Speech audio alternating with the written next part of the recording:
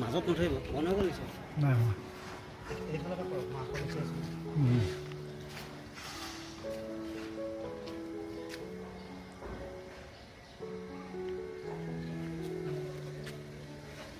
হৈ আছে কৰক লেখাটো নিগাম কলনী অঁ ইয়াত আমি এখন বৰ্ড দেখি আছোঁ বহুত গৰম কিন্তু গৰম হ'লেও কি কৰিব কামটো কৰিবই লাগিব কৰি আছোঁ আৰু লেখাটো মোৰ আখৰ লিখা ষ্টাইলটো কেনেকুৱা লাগে ক'বচোন নিজাম কলনী নাহৰ লগত ন অঁ তাকে এতিয়া আমি আজিকালি কাম চাম পাবলৈ নাই আগৰ নিচিনা কাম নোহোৱা হ'ল আজিকালি চব কম্পিউটাৰত বনায় হাতৰ কামটো তেনেকৈ মানে নোহোৱাই হৈ গৈছে হ'লেও দুই এটা হাতৰ কাম ওলায় ঘূৰাই দিলে আপুনি মোবাইল এনেকৈ ক্লিয়াৰ আহিছে উঠিছে পূৰা উঠিছে মানে বৰ্ডটো এক্সেলৰ পৰা ওলাইছে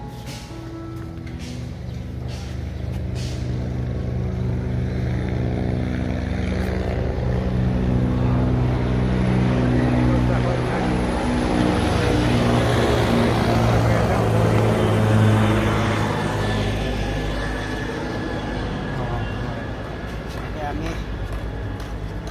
মানে কেতিয়াবা নিজকে নিজে চিন্তা কৰোঁ যে আমি কি কাম কৰোঁ কাৰণ কেলৈ আমি আৰ্টিষ্টটো হয় কিন্তু আমি এই আৰ্টৰ কাম কৰি ধৰি লওক জননী ত্ৰিপাল দিবলৈ বহুত কষ্ট হয় কেতিয়াবা মোৰ ছোৱালীক স্কুলত সোধে তোমাৰ দেউতাই কি কৰে ছোৱালীজনীয়ে কয় আৰু কাৰণ ছোৱালীজনীয়ে তেনেকৈ নেদেখে মই আৰ্টৰ কাম কৰা কাৰণ কেলৈ কেতিয়াবা কাচিপ কৰোঁ কাৰণ দোকানত মই কম্পিউটাৰৰ কাম কৰোঁ মই গ্ৰাফিক্সৰ কামো কৰোঁ ছোৱালীজনীয়ে তেতিয়া মানে কনফিউজ হয় মানে তাই কয় মাজে মাজে আৰ্টৰ কাম কৰে বুলি আৰ্টৰ কাম কৰে বুলি কয় আৰাত বুলি কয়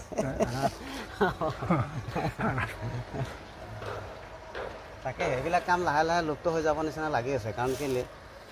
এতিয়া আপোনাৰ কম্পিউটাৰৰ ইমান উন্নতি হৈ আছে মানুহে আজিকালি চব কম্পিউটাৰতে অনলাইনতে চব বস্তু হয় হাতৰ কাম নাইকিয়া হৈ গ'ল হ'লেও চলি আছোঁ আৰু কিন্তু আমাৰ নেক্সট জেনেৰেশ্যনটো অলপ কষ্ট পাব ইমানেই আৰু আজিলৈ